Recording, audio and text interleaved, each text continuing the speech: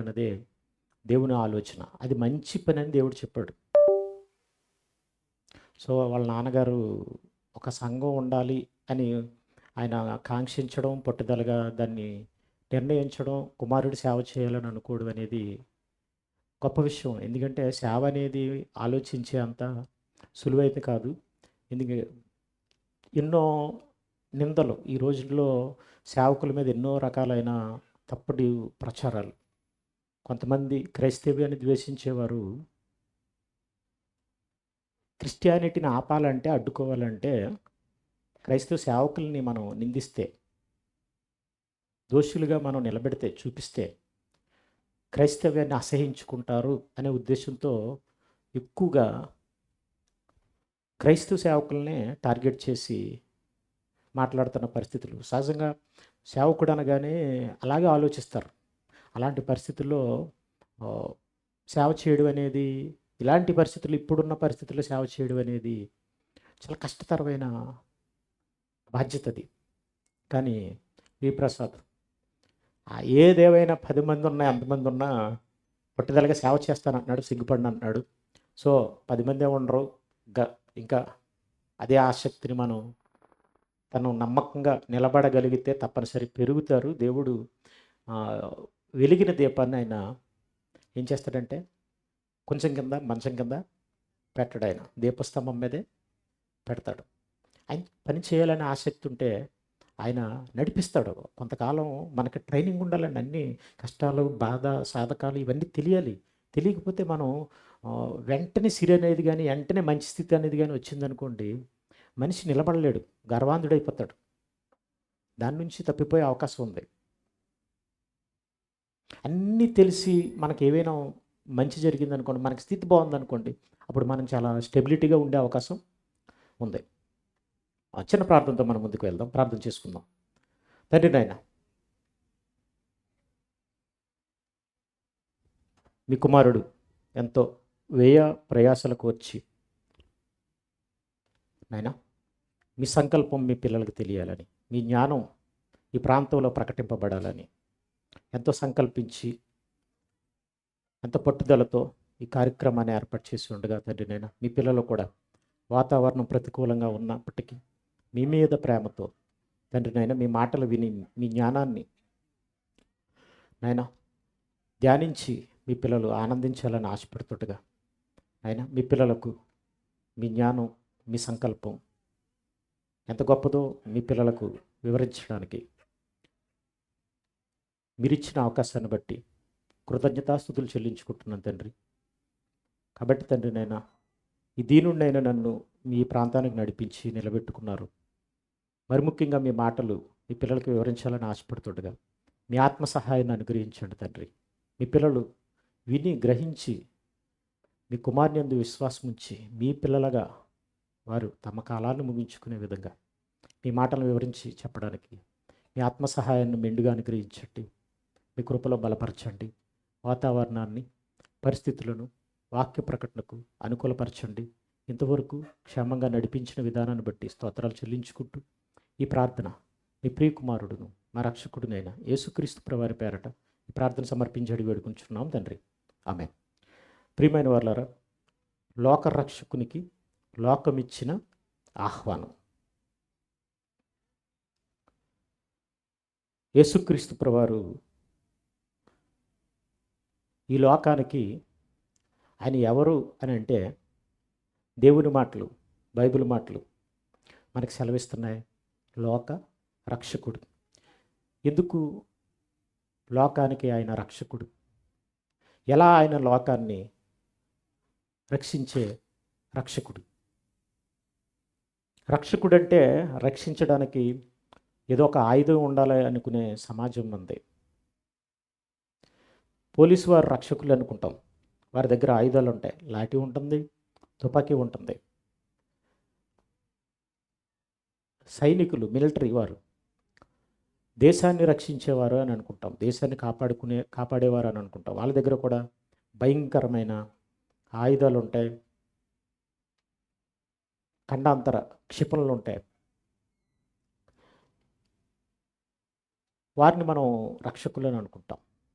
కానీ యేసుక్రీస్తు ప్రభువారి దగ్గర మరి ఏ విధమైన ఆయుధాలు లేకుండా ఆయన మనల్ని ఎలా రక్షిస్తాడు అని మీరు ఒకవేళ అపోహపడొచ్చేమో. రక్షణ అనేది శరీర రక్షణ కాదు. ప్రపంచంలో శరీర రక్షణ అనేది మనం ఆలోచన కలిగి ఉంటే ఈ శరీరం శాశ్వతమైంది కాదు.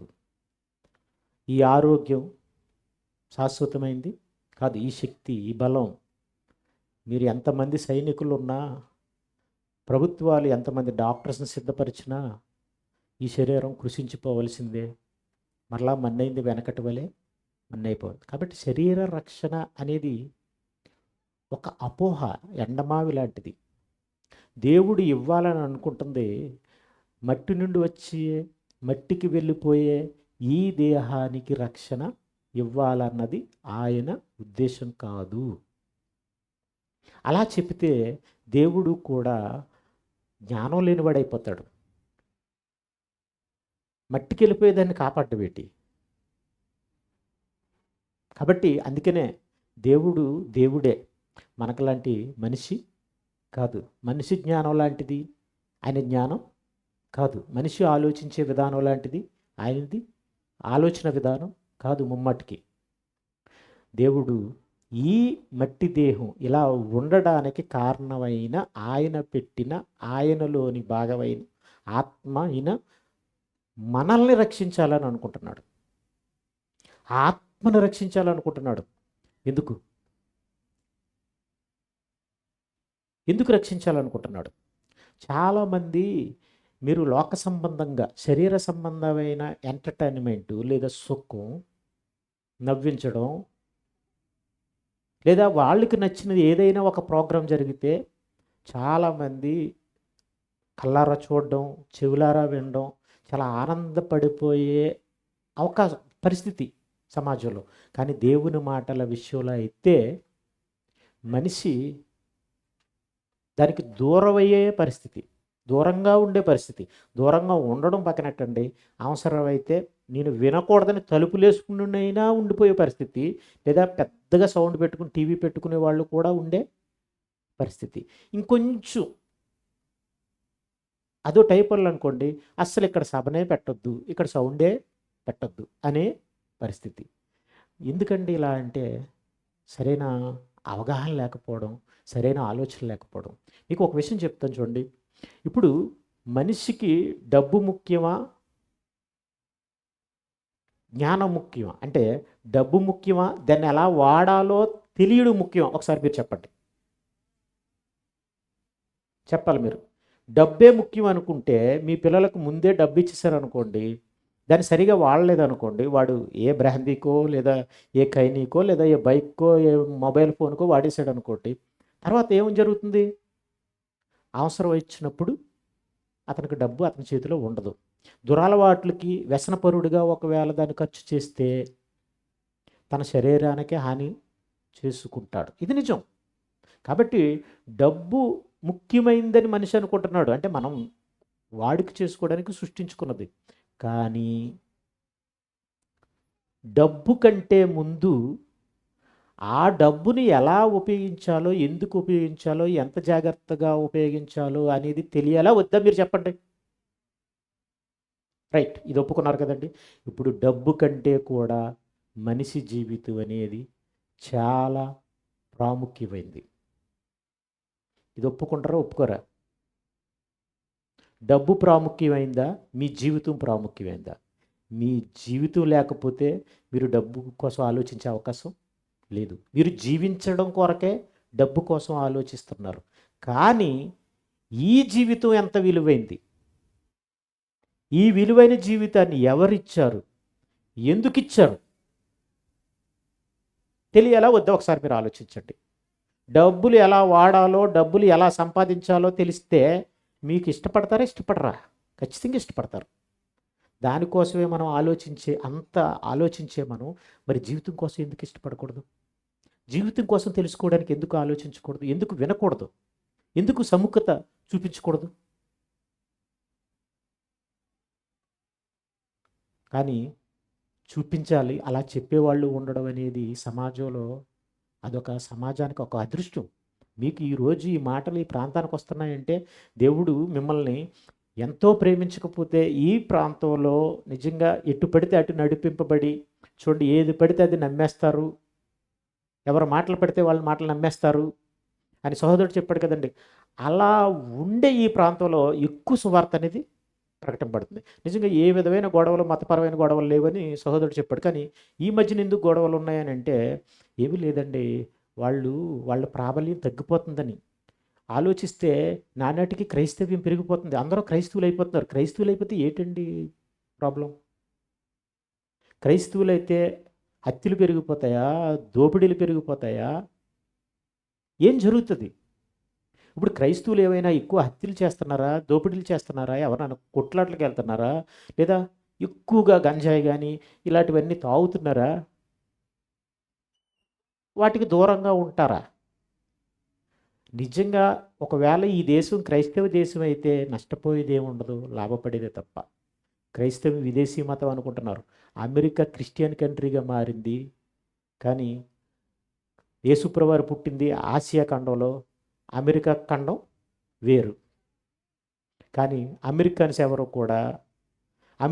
ఎవరో కూడా ఈ ఇజ్రాయెల్ ఏలట్లేదు. ఇంకా అమెరికానే ఇజ్రాయెల్కి సపోర్ట్ చేస్తుంది. ఇది నిజం. మీరు ఆస్ట్రేలియా తెలుసా? అదొక ఖండం, చిన్న ఖండం, ఖండాల్లో ఒక చిన్న ఖండం. ఆస్ట్రేలియా ఖండాన్ని ఒకప్పుడు బ్రిటిష్ వాళ్ళు ఏం చేసేవారంటే వాళ్ళ దేశంలో ఎవరైనా నేరస్తులు ఉంటే ఆ నేరస్తులు తీసుకెళ్ళి ఆస్ట్రేలియాలో పెట్టేసేవారు. మనకు ఎలాగైతే అండమాన్ నికోబార్ దీవుల్లో భయంకరమైన శిక్షలు వేసినప్పుడు ఖైదీలను అక్కడ ఉంచేవారో అలా వాళ్ళు పారిపోకుండా ఆస్ట్రేలియాలో పెడితే ఆ వాళ్ళకు పుట్టిన పిల్లలే ఆస్ట్రేలియా దేశం. కానీ హంతకులుగా పిల్లలకు పుట్టిన పిల్లలు ఆ దేశంలో అంతకుల పిల్లలు ఏమయ్యారంటే యేసుప్రభువుని నమ్ముకున్నారు. ప్రపంచంలో రిచెస్ట్ కంట్రీలో ఒక కంట్రీ ఆస్ట్రేలియా. ఆ దేశాన్ని కూడా ఎవరు ఆక్రమించుకోలేదు. కానీ మన వాళ్ళు ఎందుకు చెప్తున్నారు? మన మన మన మన మన మన అంటున్నారు. క్రైస్తవులు ఏదైనా ఒక సేవ చేస్తూ నిజంగా ఇలా మీటింగ్ పెట్టి ఒక ఏజెన్సీలో ఒక సంఘటన నేను విన్నాను.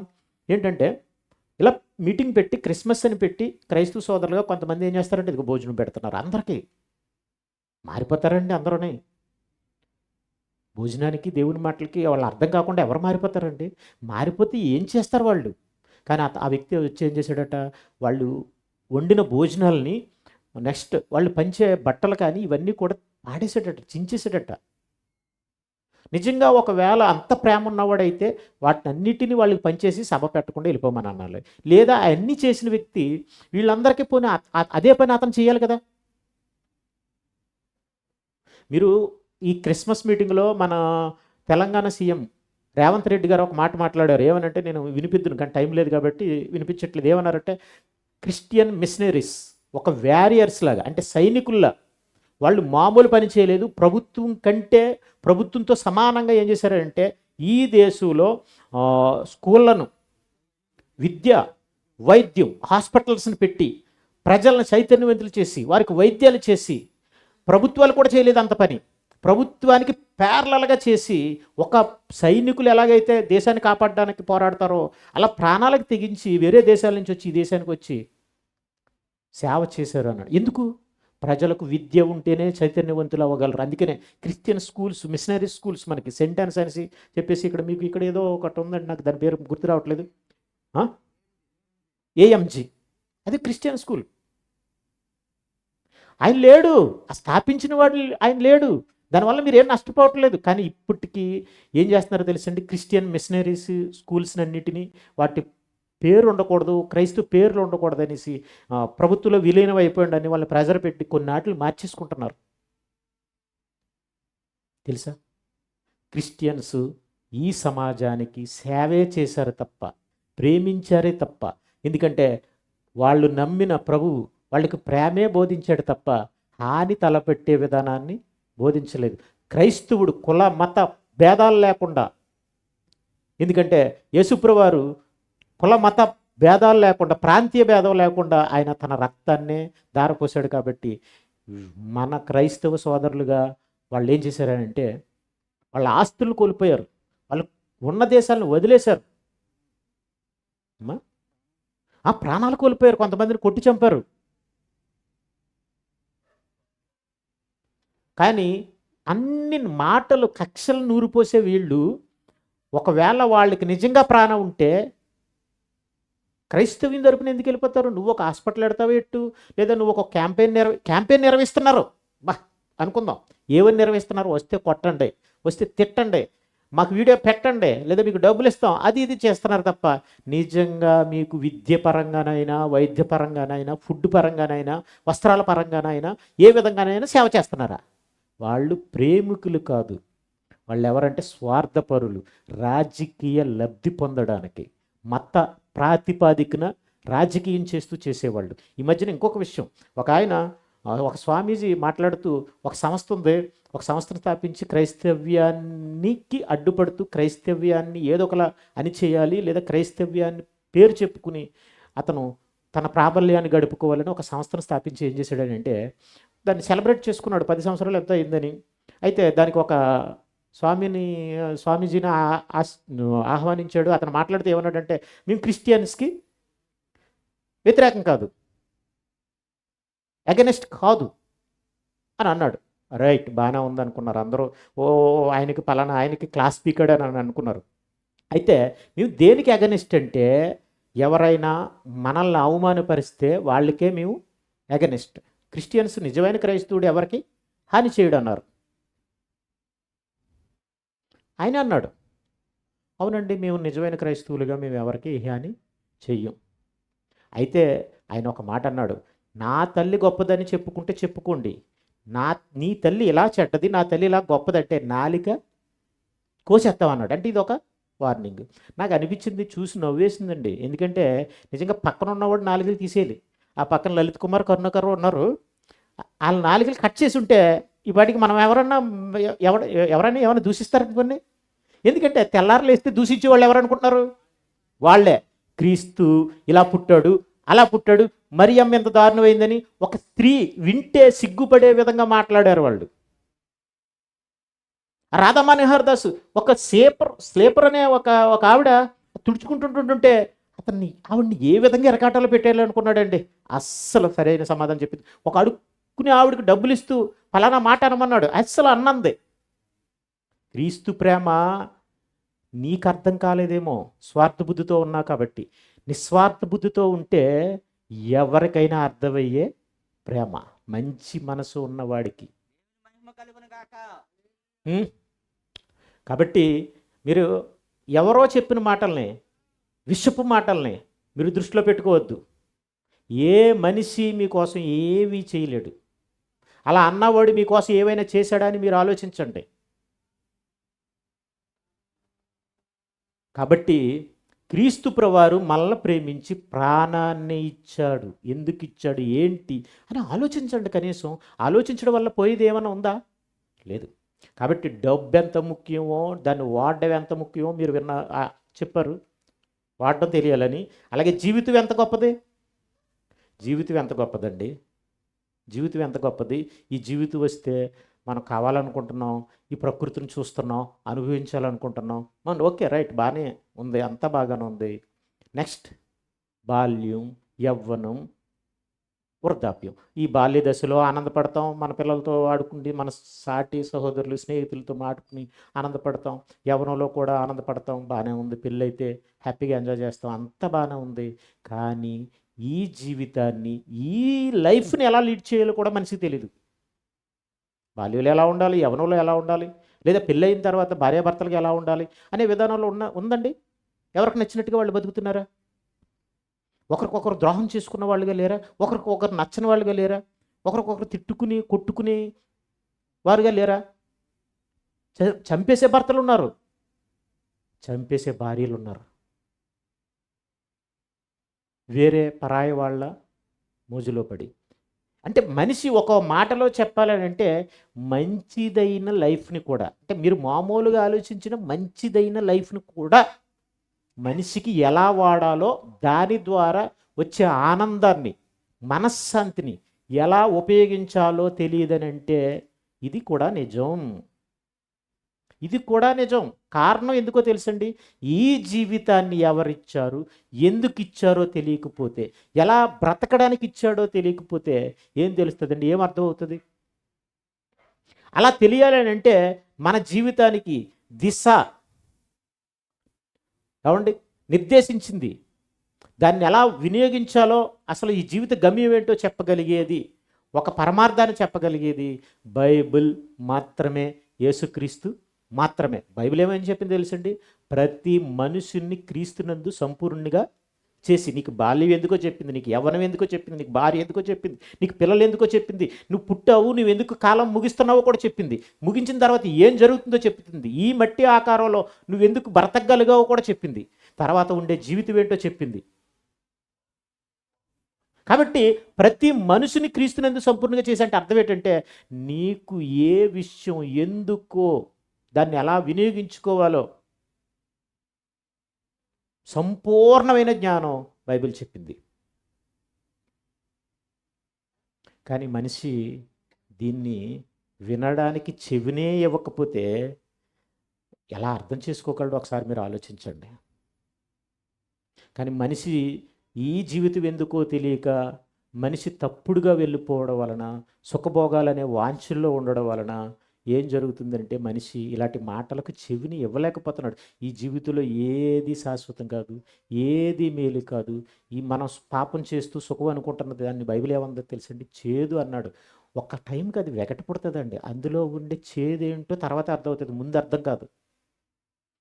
ముసిని పండంతా చేదు అన్నాడంటే బాగా చేదైన పండు అది. పాపపు చేదు ఎప్పుడు తెలుస్తుంది తెలుసండి? చివరిలో తెలుస్తుంది. దాని పరిపక్వత, దానిలో నువ్వు మునిగిపోయిన తర్వాత తెలుస్తుంది. కానీ మనం ఎలా నిజంగా దేవుడు చేసిందే కదండి మన జీవితం. అలాగే ఈ సృష్టి అంతా దేవుడు చేసిందే. అసలు ఎంతో కొంత దేవుడు అంటే భక్తి ఉంది. భక్తి లేకపోని వాళ్ళు ఎవరూ లేరు. ఆ భక్తి ఏమైందంటే తప్పుదారి పట్టింది. తప్పుదారి ఎందుకు పట్టింది అంటే, ఎవరో చెప్పింది, ఏదో చెప్పింది నమ్ముతున్నామే తప్ప అసలు జ్ఞానం ఏంటి, అసలు వాస్తవం ఏంటి అనేదాన్ని మనం ఆలోచించలేకపోతున్నాం. ఎందుకంటే ఇక్కడ ఎవరి ప్రాబల్యాన్ని, ఎవరి గొప్పను వాళ్ళు చూపించుకోవాలనుకునేది సమాజం ఇది. ఎవరి మాటను ఎవరిని నమ్మగలిగితే వాళ్ళ వైపు తిప్పుకునగలిగే సమాజం ఇది. దేవుణ్ణి కూడా దానికి మినహాయింపుగా చేయలేదు వీళ్ళు. దేవుడి పేరుతోటే ఎక్కువ గందరగోళం అనేది, ఈ విభజన అనేది జరిగిపోయింది. కాబట్టి నిజంగా అంటే మనం ఎవరో ఆలోచించంగానండి, బైబిల్ చరిత్రలో ఒక సభ అనేది ఉంది. అరియోపాగు అనే ఒక సభ ఉంది. అంటే అది గ్రీకులో ఏథెన్స్ అనే ప్రాంతంలో ఉంది. అరియోపాగు అంటే, అంటే గ్రీకు దేవుడి పేరు, యోపాగా అంటే ఒక కొండ అనమాట. ఆ కొండ పేరు కొండ అనమాట. అంటే ఆ ప్రాంతంలో ఆ పేరుతో ఒక సభ ఉంది, ఒక ఏర్పాటు చేశారు గ్రీకు దేశంలో, ఏథెన్స్లో. గ్రీకు దేశం అంటే మనందరికీ తెలుసు, Greek Veerudu Alexander the great. ఆయన ప్రపంచాన్ని జయించినవాడు క్రీస్తుపూర్వం. ఆ ప్రాంతంలో తత్వవేత్తలు ఇలాంటివి ఏవైనా ఉంటే అన్వేషించేవాళ్ళు, న్యాయవాదులు అందరూ ఉండే సభ ఉంది. పౌలు గారు ఇలాగే దేవుని మాటలు ప్రకటిస్తే వాళ్ళందరూ తీసుకెళ్ళి సభ ముందు నిలబెట్టి ఏమన్నారంటే, ఇప్పుడు నువ్వు చెప్పమన్నారు. ఏ ప్రసంగం కూడా రాయబడలేదండి. ఎక్కువగా మన కొన్ని మాటలే రాయబడ్డ తప్ప పూర్తి ప్రసంగం ఎక్కడ రాయబడలేదు. కానీ ప్రసంగం కూడా రాయబడింది. ఆ ప్రసంగం ఏంటంటే అసలు దేవుడి గురించి మనకు ఉండవలసిన ఫండమెంటల్స్. నెక్స్ట్ అంటే ప్రాథమికమైన విషయాలు. దేవుడు ఎవరు, మనల్ని ఎందుకు చేసుకున్నాడు, తర్వాత మనకు చావు ఎందుకు, తర్వాత తీర్పు ఉంటుందా ఉండదా, దాన్ని మనం ఎలా నమ్మగలం అనే విషయాల్ని ఆయన చెప్పాడు. అలా చెప్పినట్లో ఆయన ఏమన్నాడు తెలుసండి? ఆయన చూశాడట, సంచరించి చూడగా మీ గ్రామంలో చాలా ప్రతిమలు ఉన్నాయి మీ ప్లేస్లో. అయితే వాళ్ళు ఏం చేశారంటే సెర్చ్ చేసేవాళ్ళు కదండి, వాళ్ళకి ఒక సభ ఉంది, ఏది నిజం ఏంటి అనే ఒక దేవుడి గురించి అన్వేషించే ఒక సభ ఉందన్నమాట అండి. కాబట్టి వాళ్ళు ఏం చేశారంటే, ఇంతమంది దేవుళ్ళు ఉన్నప్పుడు మనకి తెలియని దేవుడు ఎవరో ఒకరు ఉండొచ్చు కదా అనేసి ఒక బలిపీఠాన్ని నెట్టి దాని మీద ఏమని పేరు రాశారంటే, తెలియబడని దేవునికి అని రాశాడు. అతను ఆత్మ పరితాపం పట్టలేకపోయాడట, భయపడలేదండి, చాలా ధైర్యంగా మాట్లాడాడు పౌలు గారు. సభ ముందు ఒక్కడనే నిలబెట్టి మహా కాకలు తీరిన యోధులు అంటే తత్వవేత్తలు వాళ్ళు, గ్రీకు తత్వవేత్తలు అంటే ప్రపంచంలో ప్రసిద్ధిగాంచిన వాళ్ళు. వాళ్ళు మధ్య నిలబడి స్టార్టింగ్ ఏం చెప్పాడు తెలుసండి? జగత్తునందలి సమస్తమును, ఆకాశమును, భూమిని, సమస్తాన్ని చేసింది దేవుడే గనక అని అన్నాడు. దీన్ని ఎవరైనా ఒప్పుకుంటారా, ఒప్పుకోరా? ఏ దేవుణ్ణి నమ్ముతున్నావన్న వారైనా ఒప్పుకుని తీరాలి. దేవుడు జగత్తుని చేయలేదండి, నాకు ఏదో చేస్తాడండి ఇంకాని అని అనుకున్నావంటే అది నీ అమాయకత్వం. ఏమీ ఏమీ చేయబడదు. ఎందుకంటే జగత్తుని చేసిన దేవుడు అయితేనే కదా నీకు ఏమైనా చేయగలడు. జగత్తులోనే నీకు అన్ని మేళ్ళు ఉన్నాయి కదా. మనం నమ్మితే దేవుడు జగత్తుని చేశాడని నమ్మండి, లేదా జగత్తు చేసిన దేవుడినే నమ్మండి. ఇది ఆయన విధానం అని చెప్పి మరలా అన్నాడు, మీరు ఎందుకు ఇన్ని చేసేసుకున్నారు? ఆయనే కదా మన అందరికీ చేసిన, మనకు అవసరమైనవి చేశాడు. ప్రతి మనిషి అవసరాన్ని తీరుతున్న దేవుడు. ఆయనకి ఏమైనా అవసరం ఉంటే ఆయన తీర్చుకోలేడా? మనం తీర్చాలా? కాబట్టి ఆయన మనుషుల హస్తకృతములతో సేవింపబడేవాడు కాడని చెప్పేశాడు. మీరు ఏమీ చేయవసరం లేదు అని అన్నాడు. మనం ఏమనుకుంటున్నాం అంటే మనుషులు హస్తకృతాలు చేస్తే అందులో దేవుడని మనం అనుకుంటున్నాం కదా. అలాంటిది ఏమి ఉండదు, ఆయన కోసం మనం ఏమీ చేయవసరం లేదు అని అన్నాడు. అని చెప్తూ ఆయన ఏమన్నాడు తెలుసండి? మనం ఆయన వెతుకు నిమిత్తము ఆయన మన కోసం ఏం చేశాడట? నిర్ణయ కాలాలని ఏర్పరిచాడట. చూడండి, మన జీవితంలో కూడా కాలం ఉంది. ఎందుకంటే ఏంటంటే మీరు ఎందాక చెప్పారు ఏంటి? బాల్యకాలం, యవ్వన కాలం, వృద్ధాప్య కాలం. మరి ఇంకో కాలం ఉంది, అదే ఏంటి తెలుసా? పోయే కాలం. ఇది తెలియదే మీకు, ఇది ఎవరు నేర్పించలేదు. పోయే కాలం వస్తుంది కాబట్టి ఎక్కడికి పోతున్నాం, ఎందుకు పోవాలి ఏంటనంటే దేవుడి దగ్గరికి వెళ్ళిపోవాలి. ఇది అసలు మన జీవితంలో వచ్చిన కాలం పుట్టినదైతే, పుట్టడం అంటే వచ్చిన కాలం అంటే ఏమంటే, చావడం అంటే ఏంటనుకుంటున్నారు? వెళ్ళిపోవడం. ఎక్కడి నుంచి వచ్చామని అంటే దేవుడు కలిగించిన ఈ సృష్టిలోకి దేవుడు మనల్ని పంపించాడు ఉండడానికి, ఈ శరీరం ద్వారా ఈ సృష్టిలో ఉండడానికి. అదే దేవుడు నీ టైం అయిపోయిన తర్వాత ఆయన ఏం చేస్తాడు? తీసేస్తాడు. ఎందుకు ఉంచాడనంటే ఈ భూమి మీద ఆయన వెతికి, ఆయన గురించి ఆలోచించి, అయితే నేను ఆయన దగ్గరికి వెళ్ళాలనంటే ఆయన నేను ఎందుకు ఈ లోకంలో పుట్టాలి, లేదా ఎందుకు నాకు ఈ జీవితాన్ని ఇచ్చాడు అనేది తెలుసుకుని వెళ్ళాలన్నదే ఆయన ఉద్దేశం. ఎందుకంటే పోయే కాలం ఉన్న తర్వాత ఏమంటే పోయే కాలం ఈ లోకాన్ని విడిచిపెట్టేవాడికి ఎక్కడికి వెళ్తావో చెప్పడం అనేది అవసరం అంటారా కాదంటారా? వినాలంటారా వద్దంటారా? మనం ఎంత అమాయకులు అంటే దానికోసం వింటలేదు, దానికోసం పక్కనెట్టేమంటున్నాం. కానీ అది ఉందనైనా చిట్టి కన్నా, అది ఉందని తెలియడానికి యేసుప్రభువారు ఏం చేశారంటే వచ్చారు. పోయే కాలం తర్వాత కూడా నువ్వు పోయే కాలం తర్వాత, ఈ భూమి మీద నువ్వు పోయే కాలం అంటే చనిపోయి శరీరాన్ని సమాధికి పెట్టేసుకుంటున్నావు, లేదా భూమిలో పెట్టేసుకుంటున్నావు. తర్వాత జీవితం ఉంది లేదని నువ్వు అనుకుంటున్నావు. అది దేవుడు ఉండే లోకంలో, నిత్యత్వంలో దేవునికి కుమారులుగా ఉండే పరిస్థితిని వచ్చి యేసుప్రభువారు చెప్పి ఏం చేశారు తెలుసా? చెప్పారు. దేవుడు చెప్పకుండా వదలరండి. ఎవరు వదులుతున్నారండి? ఏ ప్రోడక్ట్ చేసుకున్నవాడు దాన్ని పబ్లిసిటీ చేయట్లేదు చెప్పండి, దాని గురించి ప్రకటనలు ఇవ్వట్లేదు మీరు చెప్పండి. రిగ్జోనా సబ్బు తయారు చేశాడంటే నా రిగ్జోనా సబ్బు ఎంత గొప్పది. సర్ఫ్ ఎక్సెల్ తయారు చేసిన వాడు ఏమన్నాడు? నా సర్ఫ్ ఎక్సెల్ ఇంత బట్టలని ఇలా ఉతికేద్దని చెప్పేస్తాడా? అదంతా అబద్ధం. అంతే కదండి. ఇలా ఏదో మరక మంచిదే తెల్లగొచ్చేద్దంటాడు. అంత టీవీలోనే కనపడుతుంది తప్ప క్షణాల్లో మనకి ఇంట్లో మాత్రం మీరు సర్ఫంతా వేసి ఒక సొక్క వేసి చూడండి ఏముంటుందో ఆలోచించండి.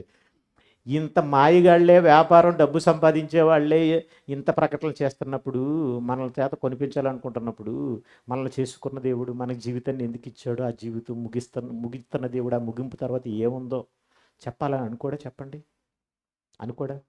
నువ్వు నమ్మే విధంగా చెప్పాలని అనుకోడా? నిన్ను మేలుకొల్పే విధంగా చెప్పాలని అనుకోడా? చెప్పాలి అని అనుకున్నాడు. ఆ చెప్పాలి అని అనుకోవడమే ఆయన నీ కుమారుల లోకానికి పంపించాడు. చెప్పడం అంటే ఆయన జీవితంలో మనకల్లాంటి మచ్చుకి లోకాన్ని అనుభవించిన ఒక్క విషయం మనం ఎవరూ చూపించలేం. కావాలంటే ఈ లోకాన్ని ఆయన ప్రేమించలేదని అనడానికి నిదర్శనమే ఏంటో చెప్పమంటారా? పుట్టినప్పుడు సత్రంలో స్థలం లేకుండా పశువుల తొట్టిలో పరుండ పెట్టబడ్డాడు. చంపాలని అనుకుంటే ఐగుప్తుకు వెళ్ళిపోయాడు, మళ్ళీ తిరిగి వచ్చాడు. అడుగడుగున అడ్డుపడ్డారు. సూచక్రియలు చేసినా డబ్బులు సంపాదించలేదు, బోధలు చేసినా డబ్బులు సంపాదించలేదు, లేదా రొట్టెలు పంచినా కూడా డబ్బులు తీసుకోలేదు. ఇంకా వచ్చిన వాళ్ళు ఎవరైనా డబ్బున్న వాళ్ళు వస్తే అమ్మేసి బీదలకు ఇచ్చేయండి అన్నాడు. మీరు క్రీస్తుని విశ్వసించిన వాళ్ళు తమకు కలిగినవన్నీ అమ్మేసి స్థిరాస్తులు అమ్మేసి అందరికీ సమిష్టిగా ఉంచుకున్నారట. అక్కడ గలవానికి పనిచేశారట. ఇదండి ఆయన జీవితంలో మనకు కనబడది. చివరికి ఇప్పుడు ఎలా అయితే కొంతమంది మత పేరట రాజకీయాలు చేసేవాళ్ళు ఉన్నారో, అప్పుడు కూడా అలాంటి వాళ్ళు ఉన్నారు. వాళ్ళే ఆయన సిలువేయాలనుకున్నారు. సిలువేయాలనుకున్న ఆయన ముందే చెప్పాడు. ఎందుకంటే నువ్వు చేస్తున్న బ్రతుకులో నువ్వు చేస్తున్న దేవుడిని మరిచిపోయి నీ జీవితంలో నీ జీవితాన్ని నాశనం చేసుకుంటూ ముసినిపండు లాంటి చేదు వెగటతో బ్రతుకుతున్న మనిషికి ఏంటి బ్రతుకు తెలియకే కదండి మనిషి అలా ఇబ్బందులు పడిపోయి ఏంటో తెలియక అలాగా కొంతమంది చచ్చిపోయే వాళ్ళు అర్ధంతరంగా చాలించే వాళ్ళు ఉన్నారు. ఇలాంటి పరిస్థితుల్లో ఆయన ఏం చేశాడంటే పాపాల కోసం, పాపం చాలా ప్రమాదకరమైందని చెప్పేసి రక్తం కార్చడమే కాదు, పాపక్షమాపణ ఇచ్చిన తర్వాత చావు తర్వాత బ్రతుకుందని చెప్పాడు కాబట్టి చనిపోయాడు. సమాధి వాళ్ళు చేసుకొని ఇచ్చాడు. బండ పెట్టి ముద్ర వేశారు, తిరిగి లేచాడు, నిరూపించాడు. ఇలా దేవుడు చెప్పాలనుకున్నాడు మన జీవితం ఎందుకో అది క్రీస్తులోనే కనపడుతుంది. నిజంగా మచ్చుకైనా మనల్ని అందరిని ప్రేమించిన వాళ్ళు ఎవరున్నారండి? ప్రపంచంలో ఉన్న ప్రతి ఒక్కరూ దేవుని పిల్లలవి అని, కుల మత జాతి భేదాలు లేవని, అందరం దేవుని చేత చేయబడిన వాళ్ళని చెప్పిన వాళ్ళు ఎవరండి? అసలు మంచి మాట చెప్పిన వాళ్ళే లేరు కదండి. అలా అందరిని ఏకం చేసిన మాటలు చెప్పిన వాళ్ళు లేరు. చెప్పడమే కాదు, ప్రాణం పెట్టానన్నాడు. ప్రాణం పెట్టడమే కాదు, పరలోకం ఉందన్నాడు, ఆ లోకాన్ని ఇస్తానన్నాడు. అంతే తప్ప ఈ లోకంలో ఏది ఆశించలేదు, ఏది కోరుకోలేదు. బోధించి చెప్పేసి ఆ లోకానికి వెళ్ళిపోతే బుర్రన్నవాడు ఎవడైనా యథార్థంగా ఆలోచిస్తే ఆయన ఏమి సాధించాడనండి, ఆయన జీవితంలో ఏమి సాధించాడని. నువ్వెవరో ఏదో క్రైస్తవ పాస్టర్ దీన్ని మనసులో పెట్టుకోకు. నువ్వు నీకు యేసుక్రీస్తు కావాలా వద్దా అనేది నువ్వు ఆలోచన. యేసుక్రీస్తుకి ఎవరైనా కావాలి. అందుకని బైబిల్లో దేవుడేమన్నాడు, ఇక్కడ మీరు ఒక మంచి మాట ఉంటుంది, ముగించి నేను కొన్ని విషయాలు చెప్పేసి ముగించేస్తాను. ఒకసారి చూడండి ఏమన్నాడు చూడండి. 27వ వచనం, అపోస్తుల కార్యాలు 17వ అధ్యాయం 27వ వచనం.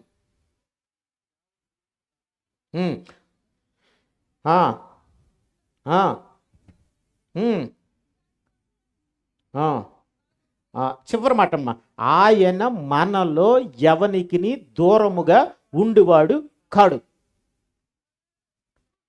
మీరు బాగా ఆలోచించండి. ఆయన అంటే దేవుడు, మన తండ్రి, మనకి జన్మనిచ్చిన ఆయన, మనల్ని భూమి మీద పుట్టించిన ఆయన మనలో అంటే భూమి మీద ఉన్న మనలో, మనుషులైన మనలో ఎవనికి అంటే అర్థం ఏంటంటే ఎలాంటి వాడైనా, నల్లవాడా, తెల్లవాడా, పొట్టువాడా, పొడుగువాడా, డబ్బున్నవాడా, డబ్బు లేనివాడా, కురూప, లేకపోతే సుందరుడా, లేకపోతే కుష్టి రోగ, ఎవడైనా ఎవనికి దూరముగా ఉండేవాడు కాడు. అందుకనే యేసుక్రీస్తు ప్రభువారు ఏం చేశారు తెలుసండి?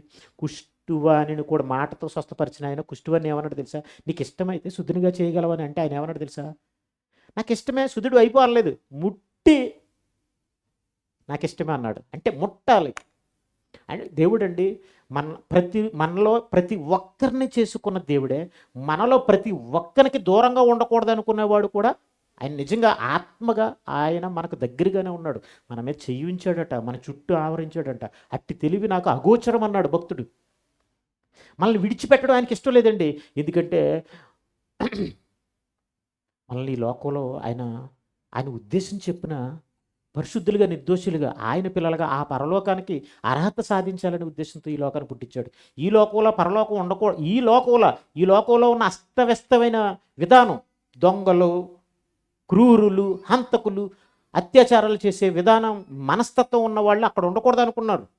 అక్కడ మంచి వాళ్ళే ఉండాలనుకున్నాడు. లేకపోతే ఇక్కడ వాళ్ళందరికీ స్థానం ఇచ్చేస్తే అక్కడ మరి ఆ లోకం ఏమవుతుంది చెప్పండి? అది మరో భూలోకం, నరకం అవుతుంది. కాబట్టి ఇక్కడ ఉంచినా కూడా మనలో దూరంగా ఉండేవాడు కదండి. ఏదో రకంగా ఆయన ప్రేమను తెలియపరచాలనుకుంటాడు, ఏదో ఒక రకంగా చెప్పించాలనుకుంటాడు. మీరు మీ పిల్లల్ని చిన్నప్పుడు చిన్న పిల్లలు ఉంటారు. ఏమీ తెలియని పిల్లల్ని మీరు స్కూల్‌కి తీసుకెళ్లారనుకోండి. కొంతమంది ఒక ట్యూషన్‌కి ఒక పిల్లని తీసుకొచ్చేవారండి కొత్తగా. తీసుకొస్తే నేను చూసాను. ఓ ట్యూషన్ పిల్లని తీసుకొస్తే ఆ పిల్ల కెవ్వుమని కేకలు పెట్టేసేది. పరుగు, పరుగు ఎవ్వరు ఆపలేకపోయేవారు. ఇంకా ఆహ్, ఈళ్ళు చాలా కష్టపడేవారు. ఈ లోపల వాళ్ళ అమ్మగారు ఏం చేసేవారంటే వదిలేసి ఎళ్ళిపోయినట్టుగా నటించి గోడ పక్కన ఉండేవారు. మళ్ళీ బీభత్సమైన అల్లరి చేస్తే వచ్చేది. అంటే స్లోగా అలవాటు చేయడానికి. చూసారంటే అర్థం ఏంటి?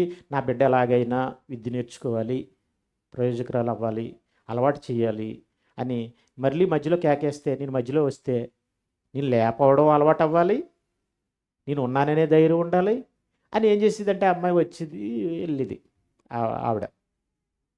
సో, అలా దేవుడు మనల్ని ప్రయోజకులను చేసుకుని, మంచి వాళ్ళని చేసుకుని, మన మనసులు మార్చుకుని దేవుణ్ణి ప్రేమించేవారుగా, లోకంలో పరిశుద్ధులుగా ఉండాలనే ఉద్దేశంతో, పరిశుద్ధులైన వారిగా బ్రతికి ఆ లోకానికి రావాలనే ఉద్దేశంతో ఈ లోకానికి పంపించి, మనకు దూరంగా ఉండేవాడు కాడు. ఎవరైనా సరే, మీరు అందుకనే ప్రతి ఒక్కరిని మార్చుకోవాలనేసే యేసుప్రభువారు రావడమే కాకుండా, ఆయన అవసరమైన మాటలు చెప్పడమే కాకుండా, నమ్మడానికి అవసరమైన కార్యాన్ని చేయడమే కాకుండా, రుజువులు ఉంచడమే కాకుండా, ఆయన ఏం చేశాడంటే, సర్వసృష్టికి వెళ్ళండి సువార్తను అరే! ఎళ్ళడం ఏమైనా మామూలు విషయమా చెప్పండి. మాటలు చెప్పడానికి ఎళ్ళడమేనా ఎందుకంటే నన్ను ఎలా అయితే నిందించారో మిమ్మల్ని అలా నన్ను ఎలా అయితే దండించారో మిమ్మల్ని అలా దండిస్తారు. అవసరమైతే నా కోసం సువార్త నిమిత్తం ప్రాణం ఎందుకండి ప్రాణాలు పెట్టేమన్నాడు ఆయన ప్రాణం పెట్టేసంటే, అబ్బా! వాళ్ళు కూడా ఆయన పిల్లలే కదండీ! ఆయన దూరంగా ఉండాలనుకోవట్లేదు. అందరం పరలోకం రావాలనుకుంటున్నాడు. అందరం పరలోకం రావాలనుకుంటున్నాడు. యేసుప్రభువారి ద్వారా మనల్ని ఏం చేస్తాడనుకుంటున్నారు? మన పాపం నుండి మనల్ని రక్షించేవాళ్ళని అనుకున్నాడు. ఆయన ఇమ్మాలేని పేరుంది. భాషాంతరంలో దేవుడు మనకి తోడనుంది. అంటే అర్థం ఏంటి? ఏ తోడనుకుంటున్నారు? నువ్వు పాపాలు చెయ్యకుండా నీకు తోడుగా ఉండి, వాక్య రూపంలోను, బోధల రూపంలో నీకు తోడుగా ఉండి, ఆ విధంగా ఆయన నిన్ను పరలోకానికి చేర్చుకోవాలనుకుంటున్నాడు. అంతలా ఎందుకంటే మరి మరి బైబిల్‌లో ఏమని తెలుసండి? చావు తర్వాత ఏమన్నాడో తెలుసా? చావు తర్వాత ఉండే పరిస్థితి కోసం నరులారా తిరిగి రండన్నాడు. అదొక పిలుపు. మీకు తెలీదు దేవుడు మనలో ఎవ్వరికి దూరంగా ఉండేవాడు కాదు. మనల్ని అందరిని ప్రేమిస్తున్నవాడు. మనకందరికీ పరలోకం ఇవ్వాలనుకున్నవాడు. మీరు అనుకుంటారు పాపం అంటే ఏంటో తెలియకపోయినా, దేవుడంటే ఏంటో తెలియకపోయినా, క్రీస్తు మరణించి సమాధి చేయబడి మూడో దినాన్ని తిరిగి లేచాడనేది మీరు నమ్మలేకపోయినా, ఇందులో ఏం అర్థం కాకపోయినా, మీకు ఒక సింపుల్ ట్రిక్ ఒక్కటి చెప్తాను నేను. ఒక్కటి చెప్తాను. ఈ విషయం, ఈ కంటెంట్, ఈ విషయాన్ని మీరు ఇప్పుడు ఈరోజు వింటున్న విషయం వింటే ఇది మంచిదే అనిపిస్తుంది తప్ప ఇందులో చెడ్డదేమీ లేదు. ఇది కొంతమందికి అర్థం కాకో లేకపోతే నమ్మకూడదనే ఉద్దేశంతోనో నమ్మరు. ఏదో సంథింగ్. కానీ ఏదేమైనా విషయం మాత్రం చాలా సీరియస్‌దే. అవసరమైందే. ఎందుకంటే ఆత్మ పరలోకం వెళ్ళడం, దేవునికి కుమారుడిగా ఉండడం నిత్యత్వంలో, లేదా నరకానికి పోవడం. ఎందుకంటే మనుషులు శిక్షించట్లేదేటండి. నేరాలు చేసిన మనుషులు నేరం చేస్తే భర్త కొడతాడు. పిల్లల్ని తల్లిదండ్రులు కొడతారు నేరం చేస్తే. అదే చట్టాన్ని అతిక్రమిస్తే చట్టం ఏం చేస్తుంది? శిక్షలేస్తుంది. మరణ శిక్షలు కూడా విధిస్తుంది. కాళ్ళు చేతులు కట్ చేసే శిక్షలున్నాయి ప్రపంచవ్యాప్తంగా. మరి ఇన్ని పాపాలు చేస్తే, ఇన్ని నేరాలు చేసినందుకు దేవుడు ఏం శిక్ష ఎయ్యాలి? మనుషులు వేసేది శరీరానికి, దేవుడు వేసేది దేనికి? ఆత్మకు. చేసింది ఆత్మ. దీన్ని యూజ్ చేసుకుని పాపం చేసింది ఎవరు? తప్పు చేసింది ఎవరు? ఆత్మ. కానీ మనిషి ఏం చేస్తాడు? ఈ శరీరానికి 14 ఏళ్ళు యావజ్జీవ గారసార శిక్ష అని జడ్జి గారు రాశారు. ఇందులో మధ్యలో చచ్చిపోయాడు అనుకోండి, ఏమైపోద్ది? ఆ శిక్ష చేసిన జడ్జి ఏమైపోయాడు? తెలివి తక్కువవాడు. అంతే కదండి మరి. అందుకనే దేవుడు అలా ఉండాలనుకోలేదు. శరీరానికి శిక్ష కాదు, దేవుడు వేసేది ఏంటనుకుంటున్నారు? ఆత్మకి. అది నరకం. మనుషులుగా మనకే తప్పు చేసిన వాళ్ళకి దండించే అధికారం, ప్రభుత్వానికి శిక్షించే అధికారం ఉంటే, మరి దేవుడికి ఏ అధికారం లేదు, దేవుడు శిక్షించడు అని అనుకోకండి.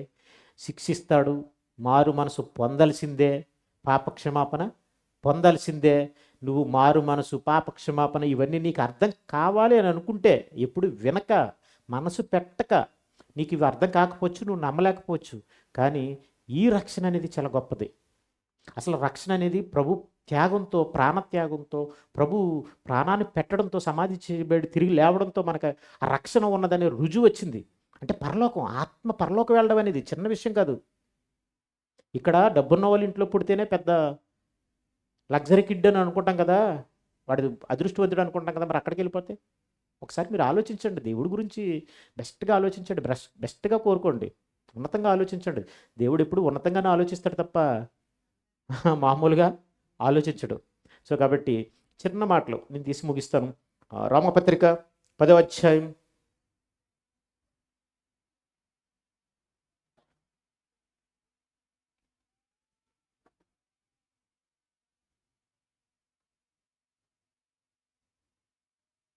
రోమపత్రిక 10వ అధ్యాయం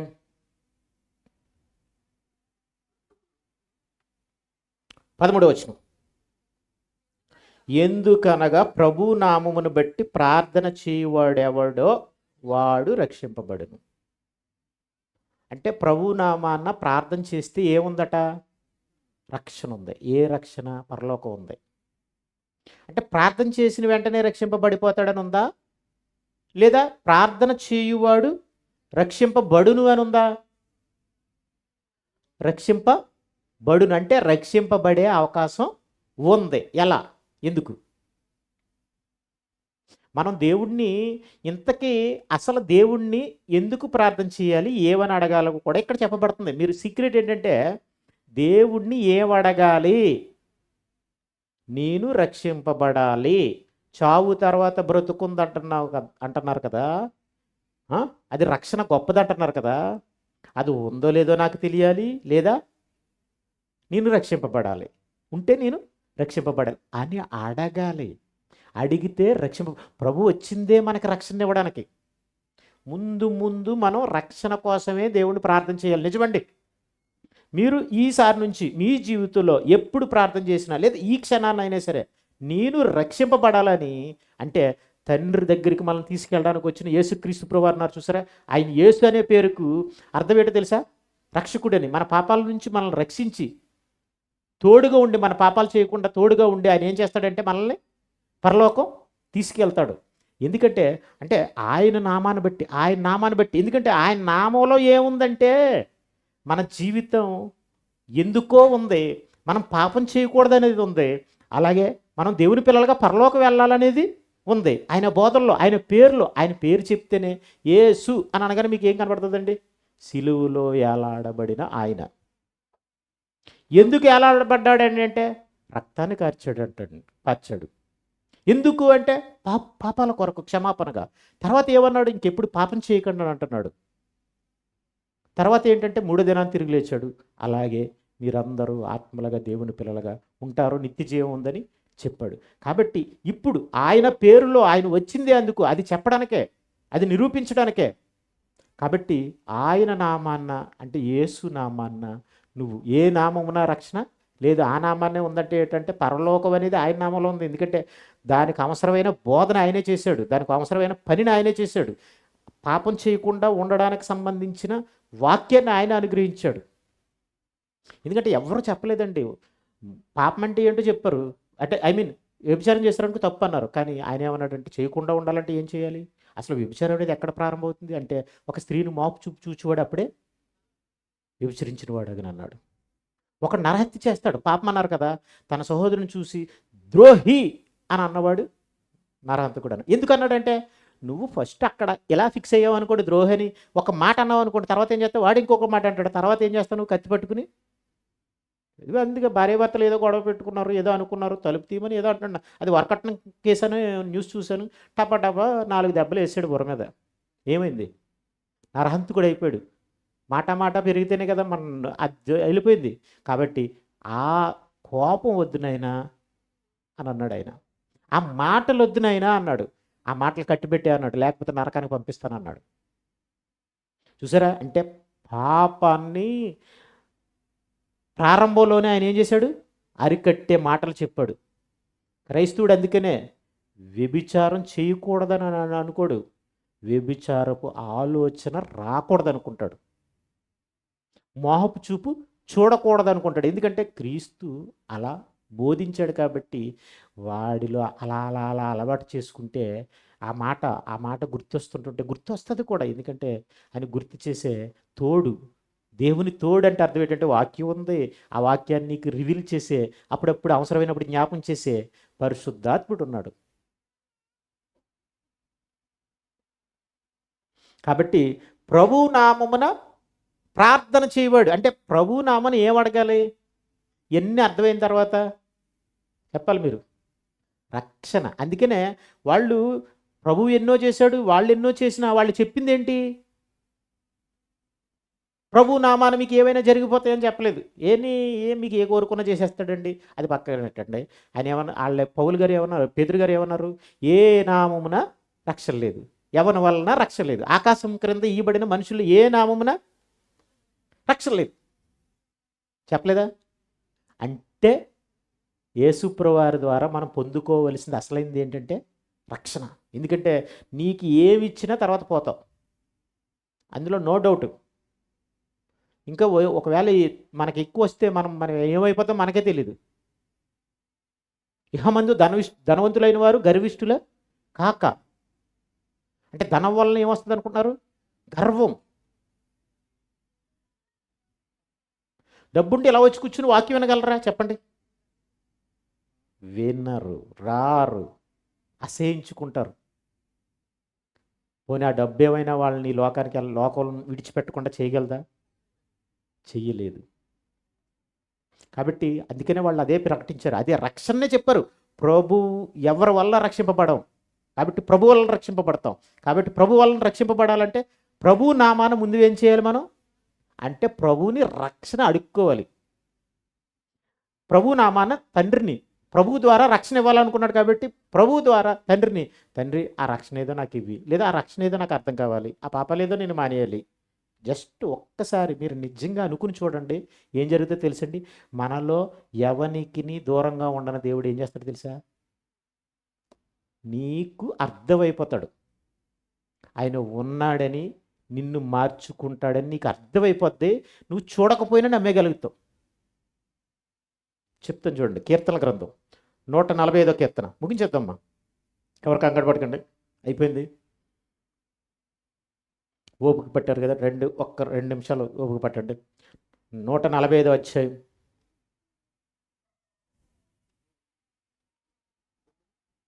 145:18. తనకు మొరపెట్టు వారికందరికి నిజముగా అంటే నిజం కోసం మొరపెట్టండారా?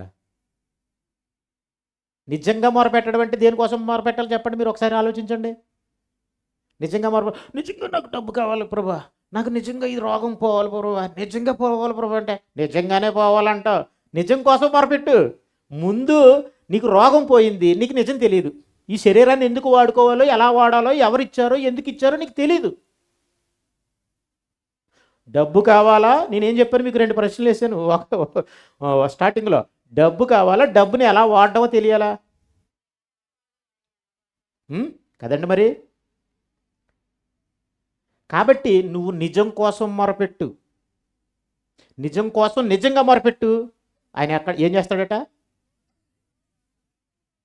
దూరంగా లేడు. నువ్వు ఎప్పుడు మొరపెడతావా అని ఆయన నీకు దూరంగా లేకుండా సమీపంగా ఉన్నాడు అట. నెక్స్ట్ చాలండి. వారి మొర ఆలకించి, నిజం కోసం మొరపెట్టే వారి మొర ఆలకించి ఆయన రక్షించును. తెలుసా మీకు? కాబట్టి మీ జీవితం ఎందుకో, దీన్ని ఎలా వాడాలో మీకు తెలియకపోతే, నువ్వు నమ్మలేకపోతే, ఎవరు ఎన్ని చెప్పినా అర్థం కాకపోతే, నువ్వు వినలేకపోతే, చావు తర్వాత జీవితం ఉందో లేదో కూడా నీకు తెలిసినా తెలియకపోయినా, నువ్వు పట్టించుకోకపోయినా, యేసుప్రభువారు వచ్చి ప్రాణం పెట్టాడని, ఆ ద్వారా ఆత్మకు రక్షణ ఉందని ఆయన చెప్పాడు చూసారా? అది ఇప్పుడు మీరు ప్రకటిస్తుంటుంటే విన్నారు చూసారా? ఇది నిజమా కాదా అని అడగండి. మీకు దేవుడు నిజంగా మొరపెట్టండి, మీకు దేవుడు నిజంగా సమీపంగా ఉన్నాడు, తప్పనిసరి మిమ్మల్ని రక్షిస్తాడు, మిమ్మల్ని రక్షణలోకి నడిపిస్తాడు. ఇంకంతే. నీ జీవితం మారిపోయి అలా కొంతకాలం ఇలా 2-3 అడుగులు వేసిన తర్వాత వెనక్కి చూసావనుకో, బాబు ఇదే నా జీవితం, ఒకప్పుడు నేను జీవించాను, ఇది కదా అసలైన జీవితం అనుకుంటాం. ఆ వండర్, ఒక అద్భుతాన్ని నీ జీవితంలో చూస్తే నిజంగా దైవభక్తి ఇప్పటి జీవానికి, రాబో జీవానికి ప్రయోజనకరమైంది. బాధపడి ఈ జీవితం ఏంటో తెలియదని వాళ్ళని వీళ్ళు తిట్టుకుని, వాళ్ళని అసహించుకుని నీ లోపలే శాంతి లేకుండా చివరికి నువ్వైనా చచ్చిపోయే డెసిషన్కి వెళ్ళిపోవడం కంటే ఈ జీవితం ఏంటో అర్థం కాక ఒక నిరీక్షణ లేకుండా వెళ్ళిపోవడం కంటే నిరీక్షణతో కష్టాలైనా సుఖాలైనా ఏదైనా ఆయనకు ఇష్టమైనట్టుగా బ్రతికేసి ఆ లోకానికి వెళ్ళిపోవడం అనేది ఎంత మంచిదండి. అలాంటి గొప్ప స్థితి మనకి క్రీస్తులోనే ఉంది. దానికి సంబంధించిన బోధ, మనల్ని సంపూర్ణం చేసే జ్ఞానం, మీరు ఏ కోవలో ఆలోచించండి, ఏ యాంగిల్లో ఆలోచించండి, క్రీస్తు అంటే మనల్ని చేసిన వాడికి మనం ఆలోచించే ఆలోచనలు, మనకొచ్చే డౌట్స్, సందేహాలు అన్నిటినీ తీర్చి నిన్ను పరిపూర్ణ చేసి పరలోకం తీసుకెళ్ళగలిగే జ్ఞానం ఉంది, సామర్థ్యం ఉంది ఈ బైబిల్కి, దేవుని మాటలకి, యేసుక్రీస్తు ప్రభువుకి. కాబట్టి ఆలోచించండి. మీకు ఇష్టమైతే ఆ పని మేము ఇప్పుడు చేస్తాం, మీరేం చేయాలి? నిజంగా మీ ఇంటి దగ్గర చేయండి. మనసు మార్చుకో. నాకు నిజం తెలియాలి, ఈ జీవితం ఏంటో, ఎందుకో, ఎలా ఉపయోగించాలో నాకు నిజం తెలియాలి. క్రీస్తులో నిత్యత్వం ఉందా, పాపక్షమాపణ ఉందా, ఇది నిజమా తెలియాలి నాకు అని ప్రభు నామమున ఒక్కసారి ఏమైందండి ఆ యేసు నామాన్ని వాడితే నీకు ఏం పోతుందండి? ఎవరి నామైనా వాడేస్తావే, ఏమన్నా వస్తుందంటే రక్షణ కోసం, ఆత్మకు జీవితం కోసం ఆయన పేరు ఎందుకు వాడవు? ఎందుకు వాడలేదు, ఎందుకు వాడకూడదు? ఒకసారి ఆలోచించండి. కాబట్టి వాడండి. అలాగే నాకు ఈ అవకాశాన్ని ఇచ్చిన మరి వి ప్రసాద్కి ధన్యవాదాలు, మీతో వాక్యం పంచుకోవడానికి. మరి ముఖ్యంగా నా ద్వారా ఏ విధమైన హెల్ప్ ఎప్పుడు కావాలన్నా కూడా నేను ఎప్పుడు సంసిద్ధుడినే. ఇంతలా ఏర్పాటు చేయాలని లేదు, ఎలా ఏర్పాటు చేసినా దేవుని వాక్యం చెప్పడానికి నా సహాయం ఎప్పుడైనా తనకు ఉండాలంటే నేను ఎల్లప్పుడూ సంసిద్ధుడిని. అందరికీ కూడా వచ్చిన మీ అందరికి కూడా ధన్యవాదాలు చెల్లించుకుంటూ, మళ్ళీ ఈ సంవత్సరం నేను 3 సార్లు వచ్చాను నేను మీ మధ్యకి. మీ ఇష్టం, ఎప్పుడు రమ్మాలన్నా, ఎలా రమ్మన్నా, ఎవరు రమ్మన్నా నేను రాగలను. ఏ ఇబ్బంది లేదు, మీరు ఏ డౌట్ పెట్టుకోకూడదు. మిమ్మల్ని ఏది గలిబిలి చేయనండి, ఏమి చేయనండి, ఇలా చెప్పి వెళ్ళిపోతాను. తర్వాత ఎవరితోటి నేను మాట్లాడను, ఏ విశ్వాసతో నాకు మాట్లాడవలసిన అవసరం కూడా లేదు. మీకు తెలియాలనుకుంటే కూడా చెప్పగలను, ఎవరైనా చెప్పగలరు. వీళ్ళందరూ ఎంత జ్ఞానంగా మాట్లాడుతున్నారండి. సరే, నేను ప్రార్థన చేస్తాను, ముగించుకుందాం. ఆశీర్వచనం తీసుకుని మొత్తం టోటల్ చేసేద్దాం, ముగించేద్దాం అమ్మా. ఓకే, నేను చిన్న ప్రార్థన చేస్తాను. సహోదరులు, మీ పేరేం పేరండి? జాన్ గారు ఆశీర్వాదం ఇస్తారు. సెలవు తీసుకుందాం. అప్పుడు భోజనాలు అన్నీ ఉన్నాయండి, మీరు అందరూ తీసుకునే వెళ్ళండి. ప్రార్థన చేద్దాం. అందరూ ఒకసారి లేచి నిలబడదాం.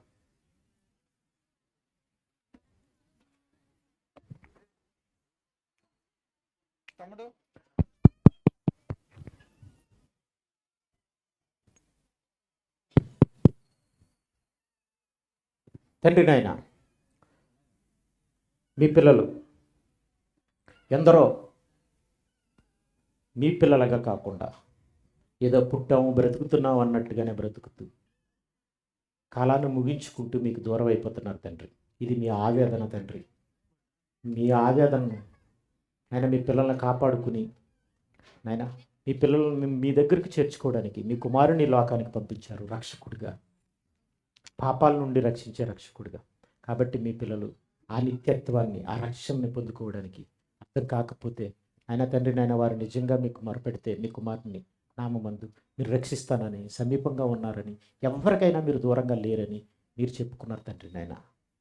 కాబట్టి ఇంత చెప్పుకున్న, ఇంత ప్రేమించి, ఇంత తగ్గి తండ్రి నాయన మీరు మమ్మల్ని కోరుకుంటూ ఆ లోకాన్ని ఇవ్వాలనుకుంటున్నారంటే ఆ లోకాన్ని మేము తృణీకరిస్తే ఆయన దానికి అర్థం లేదు తండ్రి నాయన.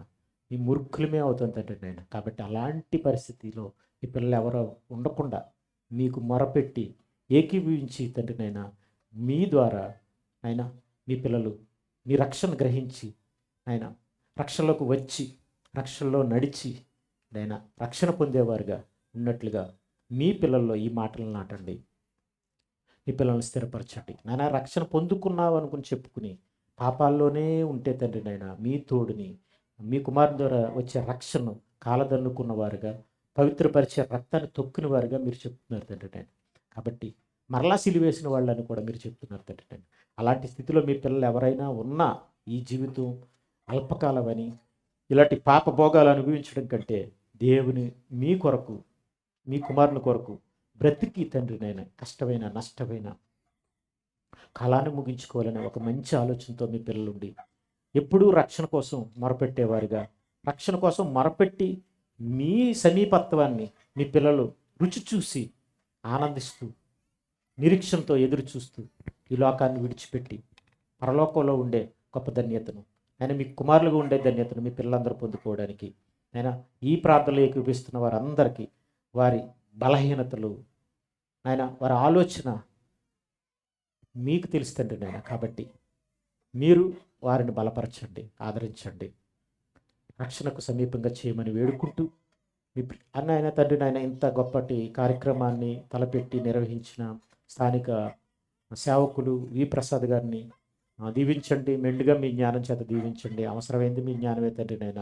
మీ జ్ఞానంతో ఎంతోమందిని రక్షించవచ్చు తండ్రి నాయన. అలాంటి జ్ఞానం కలిగి మీ కుమారుడు అనేకుల్ని రక్షించే కుమారుడిగా ఈ తరం వారికి తన తరం వారికి తన తోటి వారందరికీ మీ రక్షణ ప్రచురించేవాడిగా ఆ రక్షలోకి నడిపించేవాడిగా మీ కుమారుడు ఉండి సేవ చేసే భాగ్యాన్ని మీరు ఇచ్చారు. అందులో దీవించండి తండ్రి నాయన. అతని సేవను ఫలింప చేయండి. అతని మరి ముఖ్యంగా అతని ఆరోగ్య విషయంలో సంపూర్ణమైన ఆరోగ్యాన్ని ఇవ్వండి. బిడ్డల్ని, భార్య బిడ్డలు, పిల్లల్ని, కుటుంబస్తులందరినీ కూడా దీవించండి. సహకారులుగా ఉండడానికి తగిన జ్ఞానాన్ని ఇవ్వండి తండ్రి నాయన. బలపరచండి. అలాగే ఈరోజు కార్యక్రమాన్ని సహకారంగా ఉంటూ తండ్రి నాయన తన బావగారు తన చెల్లి సహకరించిన విధానాన్ని బట్టి కూడా స్తోత్రాలనైనా. మీ మహిమలో వారి అవసరతలు తీర్చండి. వారి ప్రేమకు ప్రతిఫలాన్ని అనుగ్రహిస్తారని నమ్ముతున్నాను తండ్రి. అలాగే ఈ కార్యక్రమం అంతటిని ముగించుకుని మీ పిల్లలందరూ క్షేమంగా వారి వారి గృహాలకు చేరుకోవడానికి మీ కృపను అనుగ్రహించమని మీ ప్రియకుమారుడును మా రక్షకుడినైన యేసుక్రీస్తు ప్రభువారి ఉన్నతమైన నామములో ఈ ప్రార్థన మనవులు సమర్పించి అడిగి వేడుకుంటున్నాం తండ్రి. ఆమేన్. తండ్రి యొక్క దేవుని ప్రేమ, కుమారుడిని యేసుక్రీస్తు వారి కృప నిత్యము ఈ సావాసానికి, ప్రసాదు వారి ప్రయాసానికి వ్యర్థం కాకుండా వారి కుటుంబానికి వారు ఎంతైతే ఖర్చు పెట్టారో వాటికి, వారి తల్లిదండ్రులకు, ఈరోజు వాక్యం అందించిన దేవుని సేవకులు అబ్రహాం గారికి, ఏదికి మీద పరిచర్య చేసిన ప్రతి ఒక్క సేవకునకు, ఈ కిందను కూర్చున్న ప్రతి విశ్వాసికి, పెద్దలకు, మా గ్రామ ప్రజలకు సదాకాలము తోడేండి నడిపించునుగాక. ఆమేన్. ఆమేన్.